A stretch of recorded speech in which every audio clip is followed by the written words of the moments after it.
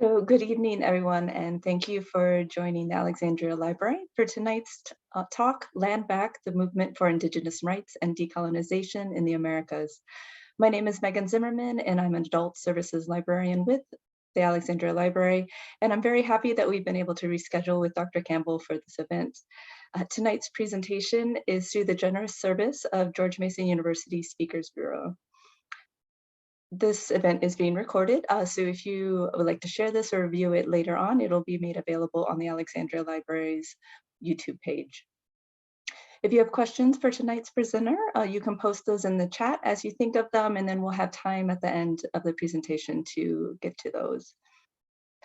Our speaker is Dr. Jeremy M. Campbell, who is a cultural anthropologist who studies land conflicts and environmental change in the Brazilian Amazon.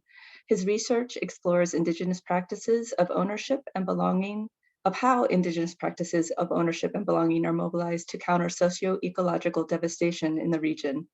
Dr. Campbell is the author of the award-winning book, Conjuring Property, Speculation in Environmental Features in Amazonia, published by the University of Washington Press in 2015. And since 2014 has collaborated on the land demarcation efforts with the Munduruku people and other traditional communities in Brazil. His academic work has been published in Polar, the Political and Legal Anthropology Review, Hall, the Journal of Ethnographic Theory, Boletin de Antropologia, the Journal of Latin American and Caribbean Anthropology, among other places. His research has been supported by the National Geographic Society, the Wenner Gren Foundation, and the Fulbright Hays Program, and has also been featured in international press outlets such as The Guardian, BBC Brazil, and Mongabay. Through his work at Mason's Institute for Sustainable Earth, Dr. Campbell facilitates research partnerships between Mason faculty and the communities in pursuit of sustainability and environmental justice locally and globally. Dr. Campbell, thank you so much for being here, and I'll turn it over to you. Well, thank you very much, Megan, for that warm introduction and for the invitation to spend this time at the Alexandria Library with your patrons, with your community. It's a real treat and a real pleasure. And thank you all to all the participants as well for your patience with the rescheduling. The life of an academic and the life of father of twins can sometimes be can be hectic, but it really is a pleasure to be with you today. And as Megan said, the topic here tonight is land back, which is sort of a theme or a way of speaking, a phrase that has had a moment or is having a moment. Maybe its moment began, a couple of years ago, and that's kind of what we'll be getting into today, sort of where this phenomenon comes from and trying to understand it. Not only as a national phenomenon here in the United States, but really globally. As Megan mentioned, I've done most of my research in the Brazilian Amazon. I began working there about 23 years ago, working with Indigenous groups who were trying to defend their territory from colonists, from loggers, ranchers, folks who want to make sort of public statements saying, that's too much land for too few Indians, or there aren't Indians there. Indian tends to be kind of the way in which Indigenous is translated into English. We won't get into that too much today, but just wanted to put that caveat in there for you to understand. And so the force with which the people with which I work are confronting colonial logics, are confronting a kind of national project to turn their lands into property, turn their lands into board feet of lumber, turn their lands into mines or ranches at the behest of national progress. Is a direct sort of parallel to our own nation's history with Manifest Destiny and with the march to the West in the 19th century, and indeed, in some ways, continues to resonate down the decades. And so, I'm going to speak a little bit tonight about the work I've done in Brazil, but a whole lot more about work that Indigenous activists, leaders, students, professors, communities are doing right here in the United States and to the north in Canada. The national contexts are different, whether we're talking about Canada, Brazil, the United States, Mexico, but the dynamics of sort of confronting the legacies of colonialism, which begins in 1492, but in some very real ways hasn't ended. It's only sort of transformed over the generations. That's what all of those national contexts have in common, whether it's Brazil, Canada, the United States. You have these tactics for standing up, for not being erased anymore by these predominant narratives of, the indigenous folks have assimilated into national culture, but instead to stand up, claim your history, claim your identity as a community, and to do that in and through land has been a crucial aspect of this movement. And it's not just crucial for indigenous communities, that's kind of where we'll land tonight. It's crucial for the global community because of the work of stewardship and management, multi-species ecosystemic management, ecological benefits that indigenous knowledge and indigenous science brings to the ecosystems that they manage. And so this phenomenon is a political phenomenon, it's a cultural phenomenon, but it also has a global climatological kind of aspect to it that I think it's important for us to appreciate. And so with that, I've got a bit of a slideshow that hopefully will take us about 35 to 40 minutes to get through, no more than that, hopefully. And as Megan said, if you have any questions that come up along the way, because this is virtual, if we were in a classroom or in a lecture hall, I could say like, raise your hand, but please do just don't let them fly out of your brain. If you have a question or a comment, put it into the chat, or I think maybe the Q&A as well, where we can see kind of a running list of the questions, and then we can get into those during the Q&A session after the slides. So some main points for emphasis today. I've already mentioned these, but I'll go through them quickly here again and put them up so you can sort of see them and track kind of where we are and where we'll be headed over the next 35 minutes or so. I want to talk a little bit about this term decolonization because it's an important concept that I think merits a little bit of attention, a little bit of drilling down. And then we'll talk about that history of sort of where the hashtag land back movement, the kids these days are kind of past Twitter, they're on to other sorts of socials, but the hashtag certainly has a digital sort of valence, right? People all know and recognize what that means and where that comes from.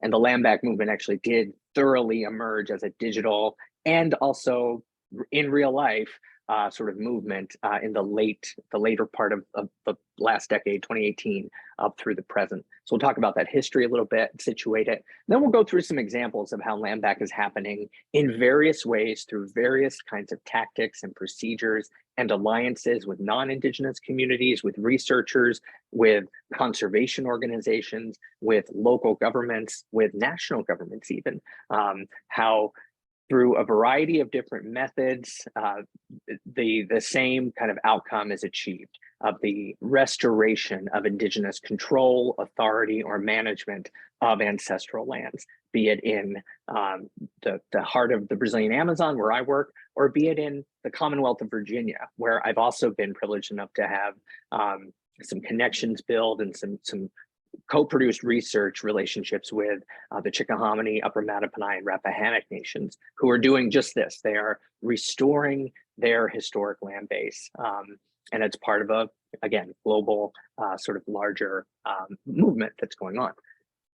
Finally, we'll hit squarely on those. What are the global stakes for this? How can we think about this in terms of climate justice, in terms of reconciliation, really coming to terms with the legacy of colonialism, the legacy of structural racism, and how Indigenous management methods and Indigenous control of land may actually be a key component in the struggle for a more livable world, locally and globally. Real quick, just to situate us, I work a lot with maps in my day job, and so some of the nations and some of the Indigenous groups that I'll be talking about today are pictured here. So just wanted to kind of situate them for you globally, or at least in terms of the Western Hemisphere. We won't be talking about all of them, probably. I had to shrink down this presentation from a much longer one, but some of the probably recognizable ones there that include the Rappahannock, right here from the Commonwealth, the Pokanoket from Rhode Island and Massachusetts, also known as the Wampanoag, of course, the Yurok out in California, the Haudenosaunee, aka Iroquois, in the Great Lakes region, and the Munduruku and Chavanti are folks with whom I've worked in Brazil for the past 2 decades. So In addition to the geographic context, we should appreciate the historical context of land dispossession, right? If land back, and we'll define it formally in a moment, but if land back, right there baked into the phrase is the idea of taking back something which has been taken from you, we should appreciate the scale of Indigenous dispossession, or the dispossession of Indigenous lands over the past 5 centuries. And so this was a really interesting study that came out about 1.5 years ago, showing right there in that middle pie graph that if you estimate the land area under Indigenous sovereignty or Indigenous control in 1492, it's 54.92 million square miles in the Western Hemisphere. And if you look at what is under Indigenous control today, it's under legal, control and title and either outright ownership or reservation status, whatever it might be. It varies from nation to nation. It is 606 square kilometers, 606,604 square kilometers, an aggregate reduction of 99%, right? So 1% of the land base of Indigenous nations has been maintained. Even that 1% has been deeply affected by, but at least it's been maintained through 5 centuries of colonialism. 42% of tribes from the historical period, which is to say the 1500s, 1600s, that have no recognized present day land base is 42.1% of those nations. And many of those nations are on the eastern side of North America. And until recently, they included the Virginia tribes as well, who continued to exist, often in the shadows, but didn't have any legally recognized land base to speak of. It had all been either taken away or treated away or what have you. 2.6% is the average size of a tribe's present day holdings compared to historical holdings. Again, on average, for some that's like larger tribes like the Diné or Navajo out west, they have more of their historical holdings, and then ones in the east have nothing or next to nothing. And then there's the element of forced migration, which especially affects Indigenous tribes in the eastern half of the continent, who were forced to relocate through the Trail of Tears, for example, or spread out in a diaspora later on in the late 19th century and early 20th century to northern cities for work. So tribal, despite the fact that tribal entities continue to exist, they're also more dispersed over a wider land geographical base than the traditional historical holdings of any given tribe. So that's colonization. Colonization has reduced that, it hasn't extinguished it, that's an important point, but it's reduced that land base for Indigenous activity, for Indigenous identity, and for Indigenous life in North America and in South America.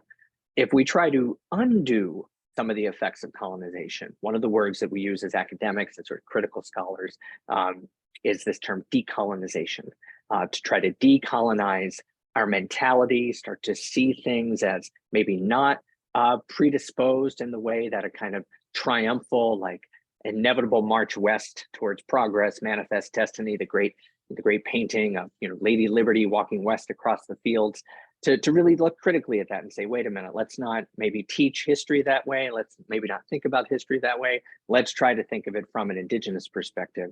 And one of the first kind of precepts of decolonization is indeed to affirm that Indigenous perspectives continue, that Indigenous perspectives matter, that they have not been assigned to the dustbin of history, that we should use the present tense when talking about Indigenous lives and communities, not the past tense.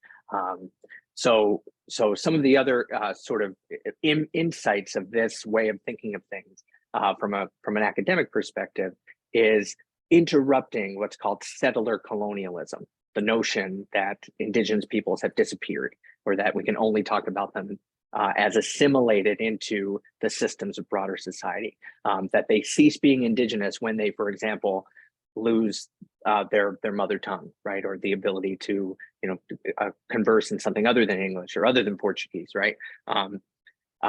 So this notion that Indigenous people have been absorbed or been fully colonized needs to be set in perspective and needs to be critiqued, in fact. and it has to be because how Indigenous people are experiencing colonialism is not as a discrete event, right? It's not like, as many of our students learn, the colonial period ends in 1776 with, the proclamation of the United States, or in the case of Brazil in the 18 teens with the proclamation of independence from Portugal, or in Hispanophone countries, same time period with the wars of independence against Spain. That's a nationalistic kind of frame through which to think about history. And if you think from a local Indigenous communities perspective, that's going to look very, very different, right? And so colonization continues to be a process. It continues to be a process through the boarding school years, long after the Revolutionary War. It continues to be a process through the lingering effects of structural racism and exclusion from certain kinds of conversations. The Bureau of Indian Affairs, which has been the official sort of negotiator of the United States government for on behalf of the United States government with tribal entities for 200 plus years, has been staffed by logging interests, ranching interests, these sorts of things. And it's only recently in the current administration that it's staffed by Indigenous leaders, and for that matter, the Department of Interior, right? Secretary Deb Haaland as well. So the underlying processes of marginalization, erasure, et cetera, not to mention the kinds of violence that are perpetrated on Indigenous men, women, children by the broader society continues down to this day. And so decolonization takes that into account as well, that to get to real sovereignty, to get to real freedom, to get to a restorative sense of peace within the community, but also connection with non-humans, really is the objective of decolonization. And so some of the things that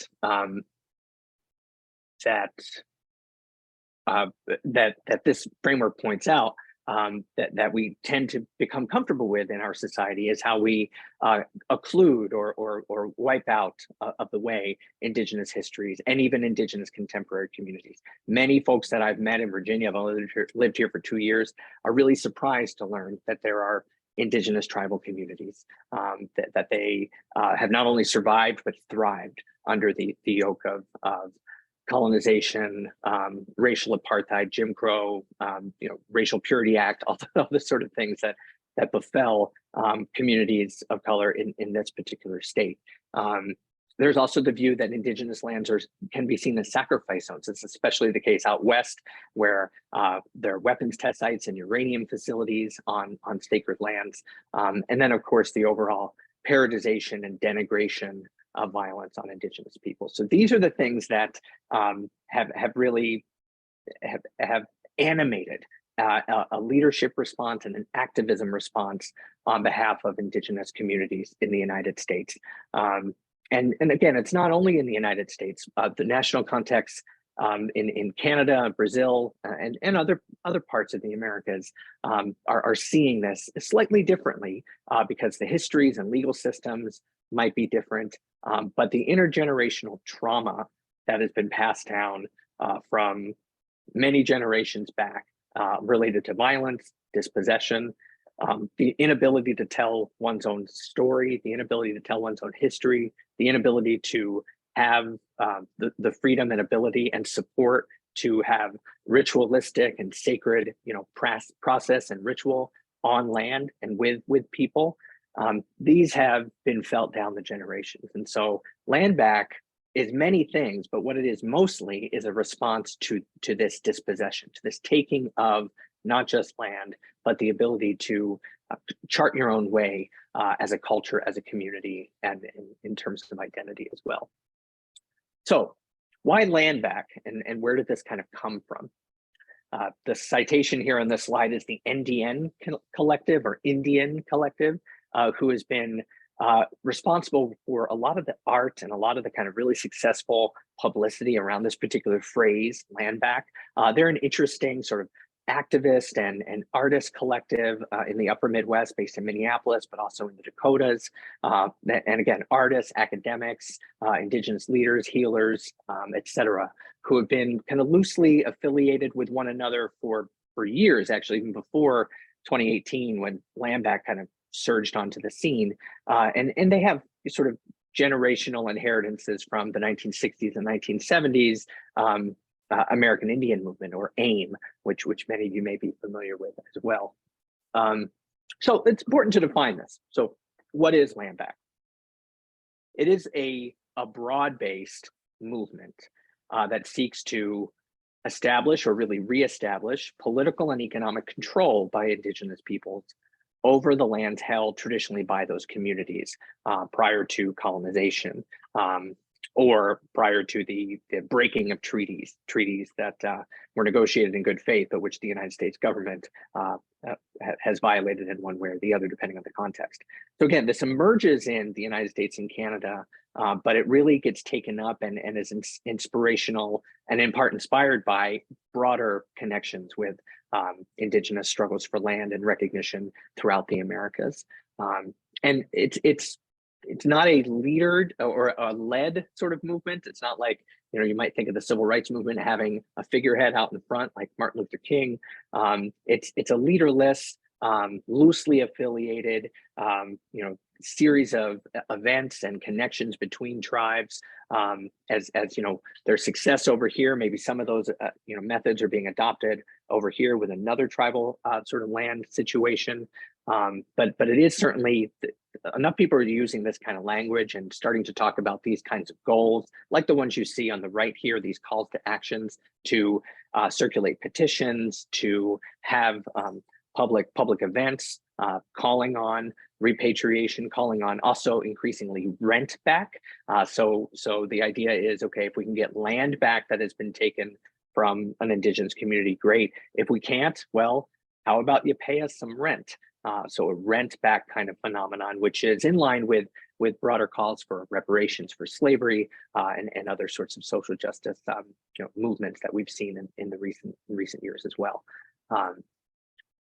The movement was born online, very much so, right around 2018, and it has that kind of hashtag activist sort of tone to it, very much so early on, as folks start to find each other online through various social media communities. But it also emerges in real life through actual protests, through actual events in Canada, throughout the United States. And I think that, Arnell Tailfeathers, who's of the Blackfoot Confederation, was the first to use the actual hashtag. And so he's kind of credited with, being the author of it. But I like Amy Norman's quote here, who's an Inuk native person from Alaska, who says that, the hashtag just boils down to the work that we're all doing, trying to defend water, trying to defend land, and trying to do it in our own way, not the way that maybe a conservation organization, which tends to be, led by white folks and kind of adhering to a kind of broader social maybe mentality.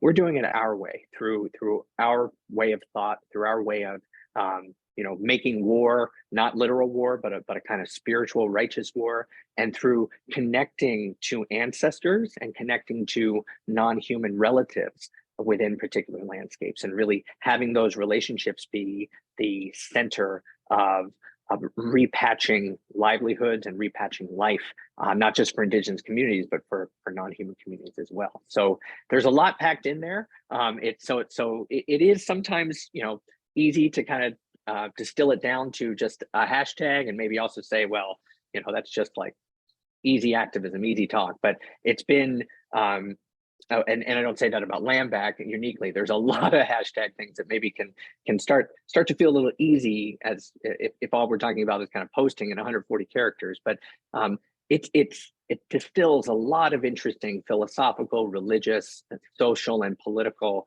churning and innovation that has been happening in Indian country in North America over the past several decades.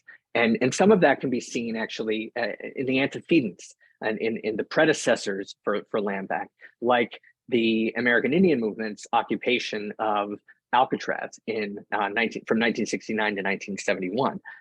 These were mostly upper Midwest, mostly Lakota, Cheyenne, and other sort of plains activists and students who had come to the Bay Area in part because of policies to relocate families to cities throughout the country. There's actually a huge indigenous population in Oakland and in the East Bay of California. And in the activist climate of Northern California in the 1960s and 1970s, the American Indian movement sort of took shape, and direct action, high profile kind of personalities.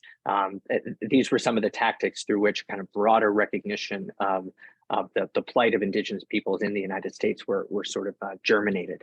And it's paid forward into art as well, like Nicholas Galanein's "Never Forget," which was kind of a appropriation of the Hollywood sign. These are hills just north of LA where he put in an installation calling it Indian Land, to really think about, okay, all of this land is in fact Indian land, right? And we're still here, and we are going to organize for our rights and organize for representation and be able to tell our own stories. Much of this is also down to or redounds to and emerges from the high profile defense of water and life at Oceti-Sakowin, or the All Nations camp just north of Standing Rock Reservation with a Dakota Access Pipeline. Those high profile protests went through the summer and winter. Imagine the winter in the high plains, right? Beginning in the summer of 2016 all the way through 2018. And it was, by some accounts, the first time in centuries that all of the nations of Turtle Island, which is a way to think about North America, united together in one goal, which was to protect the water and land around the Missouri River that would be impacted by the Dakota Access Pipeline. So it became a sort of incubation space for a whole new generation of thinkers, activists. People met one another from coast to coast. There were folks from Massachusetts, Michigan, California, British Columbia, et cetera, all in this place, thinking together and sort of exchanging ideas. And so you can't really think about land back without really taking an appreciative look at that movement and that struggle there in South Dakota. South Dakota is also, I think, an interesting place for a variety of reasons when it comes to sort of the history and some of the tone and some of the methods that go along with land back. This is a picture of Six Grandfathers Mountain taken in 1908, one of the most sacred places for the Lakota people. This is in the Black Hills of what we now call South Dakota. And each of the six grandfathers, there are six little sort of crests along this ridge. Each of them represents one of the sacred directions. So what we would call first east, then south, then west, then north. East is kind of up for many indigenous peoples on a map or on a kind of two-dimensional kind of plane. But the other two sacred directions are up and down. So it's actually a three-dimensional kind of topology. And the sacred grandfathers are kind of the guardians of those directions and kind of almost like an umbilical cord or a belly button for the energies in the world. They're all gathered up there in the center of the Black Hills and then radiating out in all different directions. So it's an incredibly sacred site for the Lakota and for many Plains peoples, which we may know better as Mount Rushmore, which was carved over time from 1927 to 1941 because the infinite wisdom of the state of South Dakota, but also the national kind of government wanted to inspire and kind of call tourism to the region, right? So they carved the four leaders onto the rock there, completely desecrating Six Grandfathers Mountain. And the Lakota, and for that matter, no one in Indian country has forgotten about this desecration. It's surprising how many North Americans or how many U.S. citizens don't know about this. And so this is kind of kept in the mindset, especially of the Lakota. And so in 2020, coming out of the Dakota Pipeline, protests and with this kind of new energy of this new generation of activists and teachers and community leaders, the Lakota and other indigenous nations, including the NDN Collective, which is an intertribal sort of organization, organized protests at Rushmore. And the backstory for this as well is that in the 1980s, the US Supreme Court found that the United States wrongfully took possession of the Black Hills, including where Six Grandfathers or Mount Rushmore is, right? And so they found on behalf of the Lakota people that they were entitled to damages. Not that they were entitled to get that land back, but that they were entitled to damages amounting to $2.1 billion. The Lakota have to this day refused to take that money because what they want is the land. What they want is that ability to recreate sacred connections and sacred obligations to that land, which they believe will bring health to them and to non-human relatives as well. And so that hasn't happened. Mount Rushmore is still, owned and operated by the federal government, the National Park Service. There are some interesting developments in the Black Hills as far as co-management goes, not at Mount Rushmore, but at other federal properties where Lakota wisdom and Lakota access to land and wisdom about managing land is starting to be braided in with whether it's Bureau of Land Management or National Park Service oversight. But that's really at the beginning stages, whether it's in the Dakotas or further out west as well. The term for this is co-management, and it's not quite land back, right? Land back would be, okay, the Supreme Court agrees. The government took this from you, unfairly and wrongly. Here it is back. That hasn't happened, but that is a goal that continues to animate. And Rushmore specifically as a symbol is a very animating symbol for land back causes all throughout the country. So it's a struggle on many fronts, and that takes many shapes. And it can be a helpful shorthand. But I think it's also important to kind of separate out some of the different things that kind of maybe go as land back, but are really kind of different tactics or different strategies. One is protests and direct action, like the protests at Rushmore, or for that matter, the protests at the Dakota Access Pipeline, right? Direct action of projects that are planned, like mining projects, dams, going directly to museums and asking a museum to decolonize its collection, to repatriate artifacts or bones, especially these kinds of things. Then there's also the matter of representation and empowerment, right? That Indigenous folks are standing up and saying, you can't tell our histories, or you can't tell history without us. We are here, our rights matter, our histories are vital, and we've always been here, and we want to continue to thrive here. So in addition to those things, it's also very much a movement or a series of kind of actions that are oriented towards restoring Indigenous control of land, politically, economically, et cetera. So let's take a few examples, and then we'll sort of wrap up with a broader kind of global perspective as well. For the first example, we'll go to Brazil, which it has its own history of Indigenous activism that I can't really, that is distinct from the United States, can't really go into right here.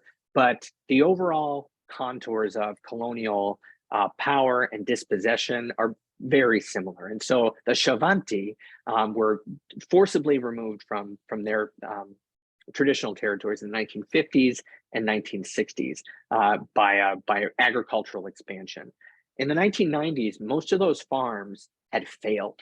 And so they became absentee. They just basically were abandoned farmlands that the Xavante began to return to in this place called Marawata Sedi.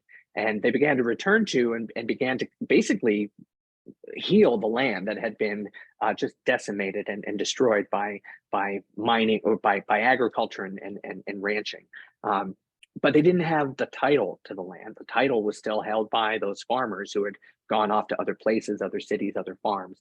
And so when the farmers learned that the Xavante were there, they started to send, basically goons to try to run them off. And it was very tense, sort of a few years there of standoffs. But in 2017, finally, the government found that the Xavante did have a right to this land through constitutional redress, essentially, something that isn't available as easily to Indigenous peoples in the United States or Canada. But in Brazil, it was available. And in fact, the Xavante now have access to and control over a portion of, it's about a third of their original homeland, but it was only through this very brave sort of confrontation of the Xavante with these absentee landlords. And in Brazil, there's at current moment 237 petitions to the federal government for the government to demarcate land. And none of them have been moved on since 2019 because of a very anti-Indigenous former president who's now out, and the current president is a little bit more disposed to kind of ramp up this process again. And that's good news for the Munduruku, with whom I've worked a lot, also in Brazil. They first petitioned to have lands that they have lived on for millennia demarcated in 2000, the year 2000. And they waited and waited and waited for the government to basically, come out and study it and basically certify, yes, this is Indigenous land. Meanwhile, another part of the government, the Ministry of Mines and Energy, is planning during all those years from 2000 to 2014 to build the world's largest dam on a river, the Tapajós River, which is a main tributary of the Amazon River, right there, and it would have inundated the Munduruku land that they were trying to demarcate. And so knowing that, or hearing about that, the Munduruku took matters into their own hands and demarcated their own land and said, this is our land, we are here. If you decide to build that dam, you will drown us, and you will drown our non-human relatives. You will destroy our sacred sites, all these sorts of things. And through the courts, but also through a public action campaign, there was enough pressure put on the Brazilian government to withdraw the dam plans and to begin the demarcation process to officially recognize this as Indigenous land. It hasn't happened yet, but again, we're hopeful with the new administration in Brazil that will be able to happen. Back up in this continent, out in the West, the Yurok have been a very successful, have been a successful sort of economic success story, I guess you could say, in Northern California through gaming revenues, but also through land management revenues of sustainable forestry and other sorts of things. The Yurok Tribal Council was able to purchase 4,000 acres of ancestral land and sacred sites along Campbell Creek in the Klamath River Valley. So this is, incredibly important habitat for biodiversity, but it's also incredibly spiritually important to the Yurok and other tribes in Northern California. And so they were able to purchase private holding and take that into trust, essentially, because they're a federally recognized tribe. They can basically cede that back to the trust of the United States, and therefore it can never be sold, can never be subdivided, can never be busted out of that trust. It can be preserved as basically a reservation for time immemorial.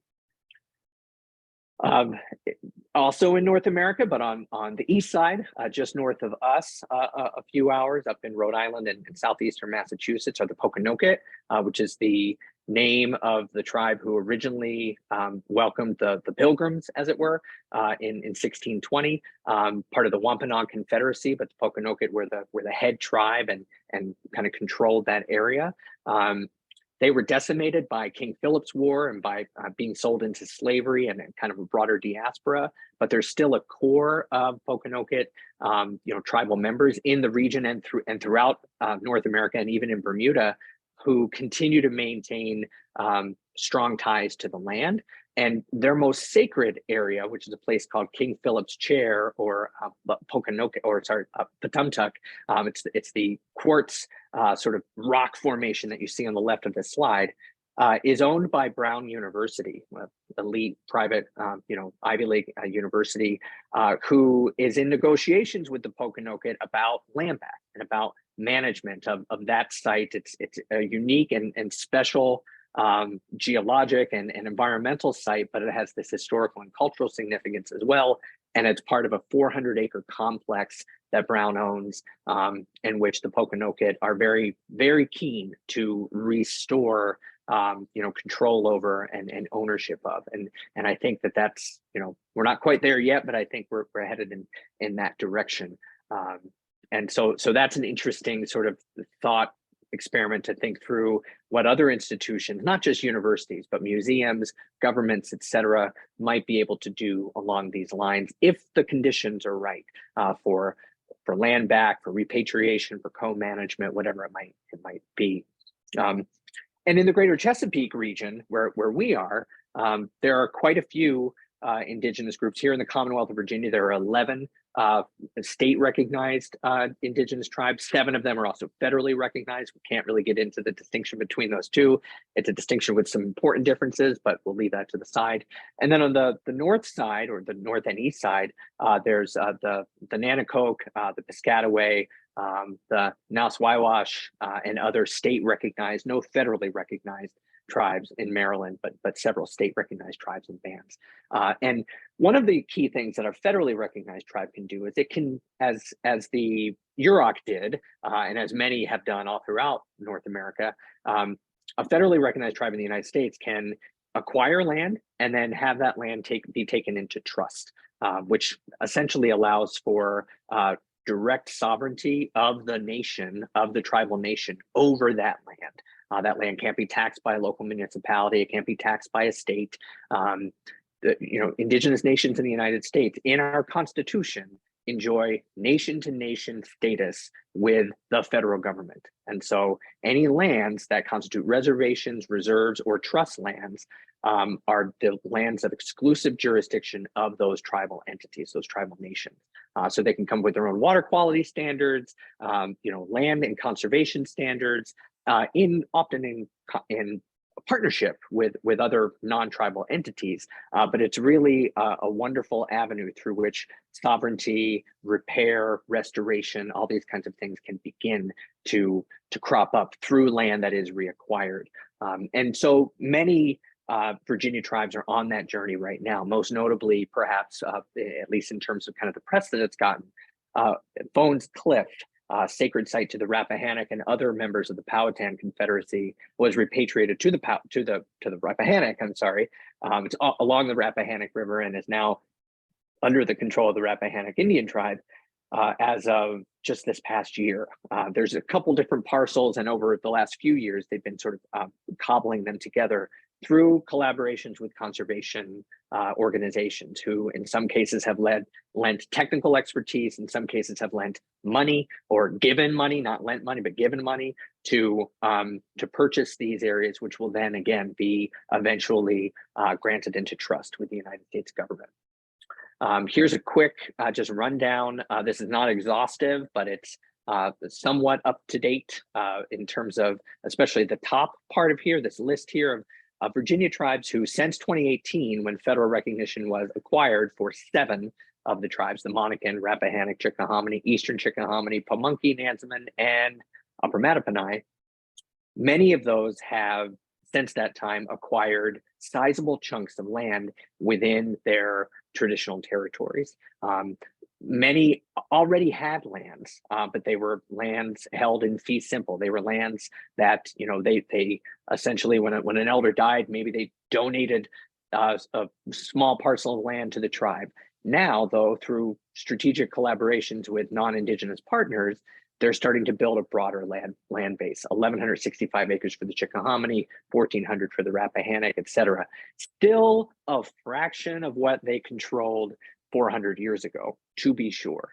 But it's an interesting development, and one that, again, has very many social and political implications for sure, but also environmental implications as well. One thing I'll just mention in passing is a rather provocative suggestion by David Truer, who is a Ojibwa thinker and writer and journalist. This came out in a I think it was Harper's, or no, the Atlantic, back in 2021, a proposal to give all the national parks back to Indigenous peoples. We have the Ken Burns idea that the national parks are America's greatest idea, best idea. Many of them, and they are fantastic, I'm a huge fan, but many of them exist only because of the dispossession of Native peoples. Very famously in Yellowstone and Yosemite, some of the first national parks, the Indigenous peoples were marched out of those areas after the parks were proclaimed by the federal government. It was the US Army who escorted them out, because we had the idea that parks are supposed to just be for nature and not for people, this kind of fortress, kind of isolate and put a ring around nature kind of mentality for a park, and which is anathema to the indigenous sort of perspective of relations and relatives, non-human relatives that you need to be in balance with and have, you know, energies flow freely between humans and non-humans. So this is a very interesting piece. If you have time, check it out. And it's made some waves in Washington and some of the governance circles too. I'm looking at the time. We're actually kind of running out of time, so I'm going to blast right through this just to say that the idea of supporting indigenous ownership or indigenous sovereignty over land, and therefore management of that land, has ramified all throughout the world. It's been taken up finally by some of the conservation organizations, global conservation organizations, that indigenous peoples are key to preserving environmental health, environmental services, biodiversity, and avoiding the climate catastrophe. A cool example of this, I think, is right here on this slide. This is, again, the Brazilian Amazon, and the red part, that scary red part that shows up, is all the land that's been deforested since 2000, basically. And if you have that kind of red part in mind and then go to the next slide, you'll see that red part's still there, but the brakes on that red part, the part that's stopping the entirety of the Amazon basin and the 850 gigatons of carbon that are stored there from going up in smoke, are indigenous areas and conservation areas. Some of those conservation areas, incidentally, have uncontacted or isolated indigenous nations still, living there as well. So it's an effective break. Indigenous sovereignty, indigenous tenure is an effective break on the colonial sort of capital intensive theory of the case when it comes to how to manage land and how to proceed into the future. There's interesting global talks among indigenous nations, despite language barriers, Portuguese, Spanish, native languages, English, etc. The Global Alliance of Territorial Communities is a really, really great example of this. They are organized for ending violence and criminalization of indigenous peoples wherever they are in the hemisphere. And then right after that, land rights, right? And again, it's not only about kind of, we want to be in charge, but it's about, with land, we can actually be who we are. And who we are then has benefits for the entire world, again, through the management of land in a sustainable way that supports biodiversity, that supports climate and ecological services, these sorts of things. And just to conclude right now with a kind of bigger picture of indigenous lands and the role that they play in the climate crisis, if you tabulate globally, there are roughly 450 million people throughout the world who can identify or who are identified through official channels as indigenous, and on all continents, right? They manage roughly 30% of the world's terrestrial surface, but they only have legal title, they only have control over about 8% of that, right? So about 450 million people regulating and managing 30% of the world's surface, but they're insecure, their legal rights are insecure because they only have 8% of that 30%, kind of legally on lock. And so if we were to recognize the title and the management acumen and the sovereignty of indigenous peoples over all of that 30%, incidentally, that 30% supports water and food and fiber and other kinds of natural resources for 3 billion people, almost, 36% of the world's population or something like that. If we were to recognize indigenous title throughout the world, that would help lock up and secure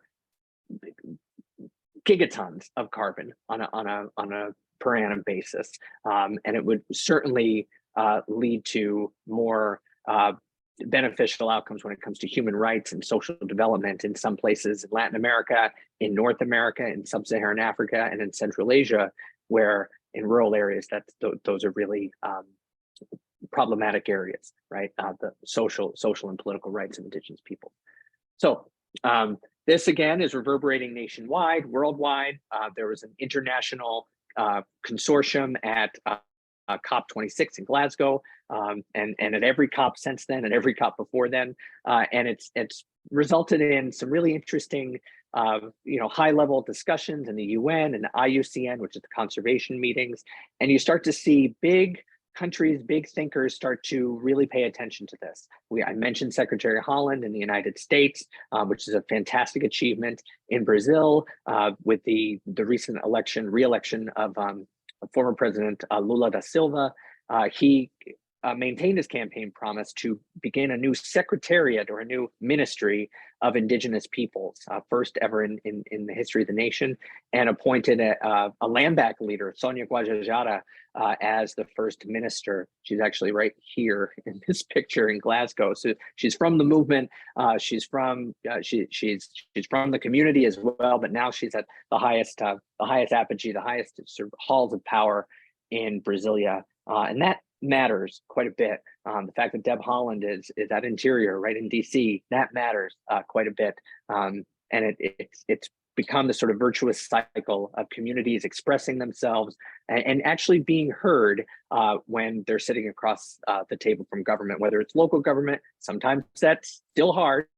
But in the case of Virginia, that's actually been a really great surprise and a wonderful story that's unfolding right now too, is how the Virginia tribes are making partnerships with localities, counties, cities, the DNR, DOF, the different departments of the state government to get their point across and to be part of a sort of management, land and resource management picture that a generation ago didn't include them, because most people thought, hey, there are no Indians here, or if they are, they're totally assimilated.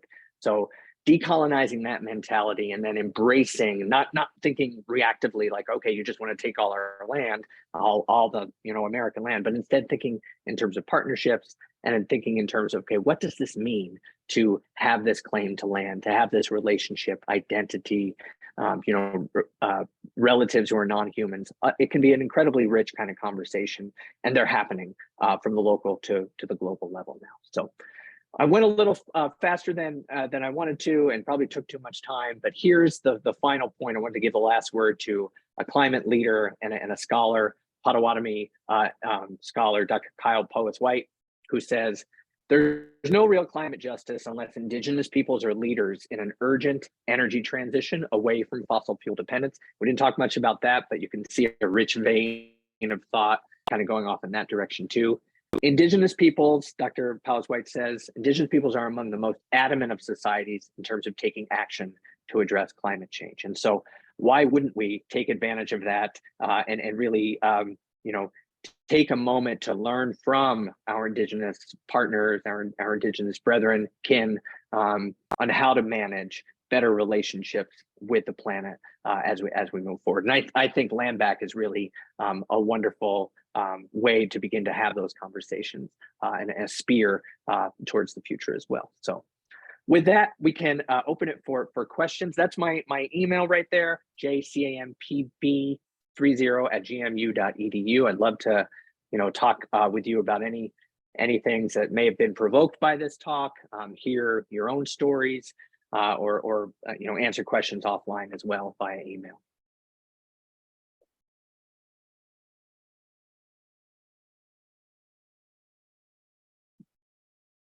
Oh, can't hear you, Megan. Sorry, I thought I had hit it. I was just going to say thank you so much. This has been absolutely fascinating, and that's echoed in the Q&A.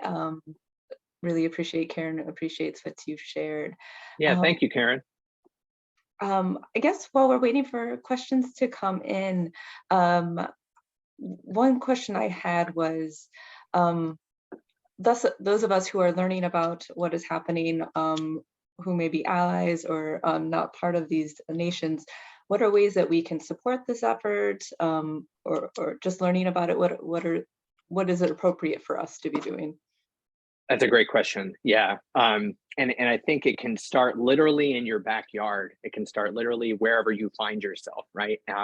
To try to, learn. I think it's incumbent upon us who, are non-Indigenous, who are, maybe descendants of settlers, or settlers ourselves, to learn about the Indigenous history of the land that we occupy, that we call home, maybe that we own, right, in some kind of way. And so there are many different resources for that. Many of you may be familiar with the website native-lands.ca, which is a good resource. It isn't a perfect resource, but it's a good geographic sort of interface system where you can literally like put in an address and see, okay, who are the traditional stewards of that land. And I say it's not perfect because, it's not like the Chickahominy, for example, or the Pokanoket up in Rhode Island had fixed borders over, many generations, right? I mean, all communities, all human communities are dynamic, right? They take different shapes over time.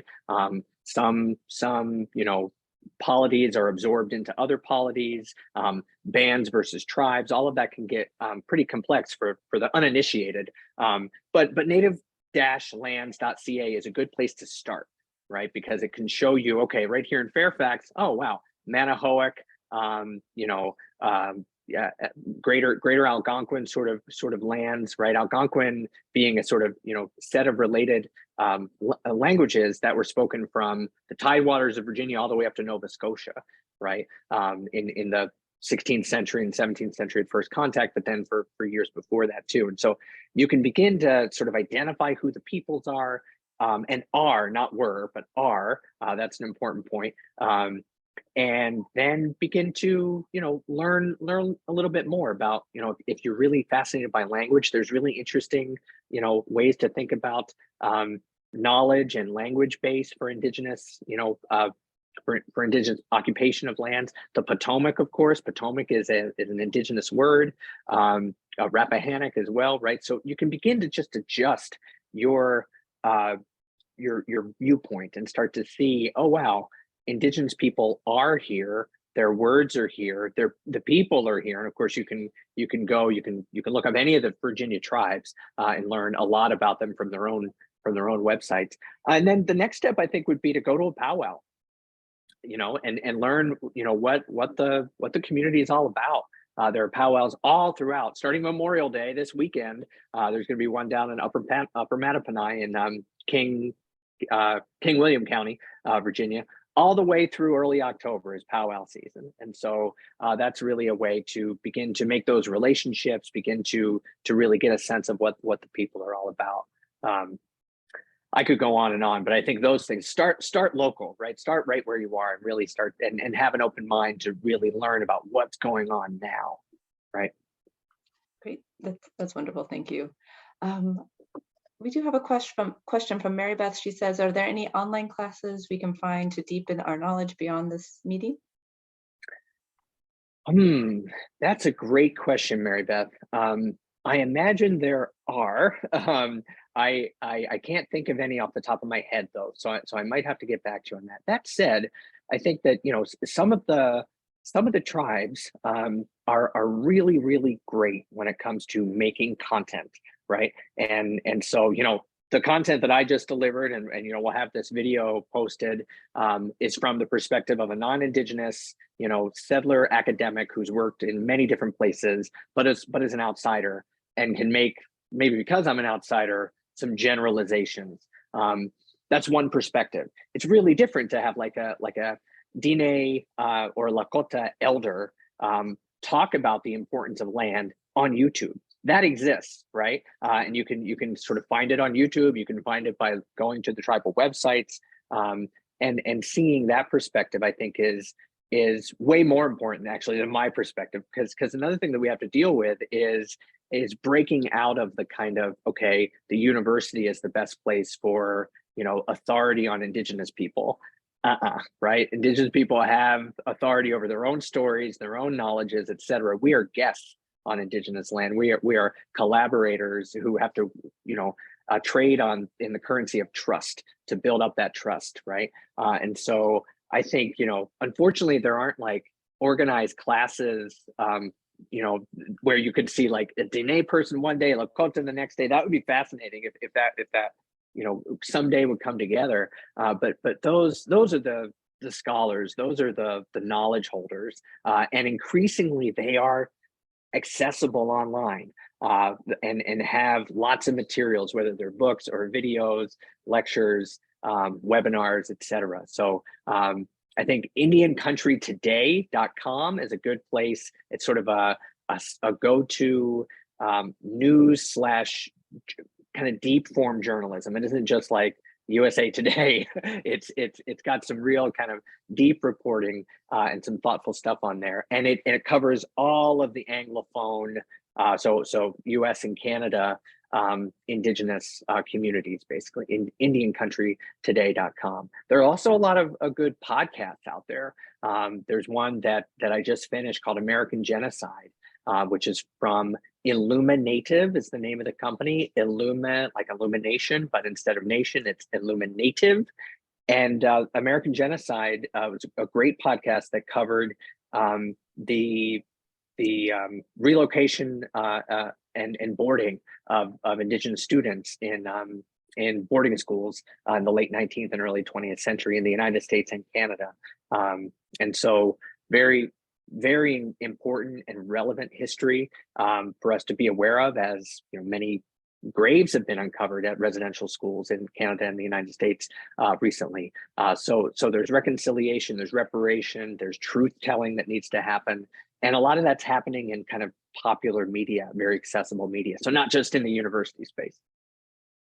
Great, thank you. As you were talking, I was just thinking, as you mentioned, recognizing the names of things that we hear around here, and even how you phrase things as stewards and us being guests, like it really changes how you understand yourself in connection to where we're living now. So it really does, yeah. Tia has a question. Do you know of any land back groups centered in Central America, specifically El Salvador?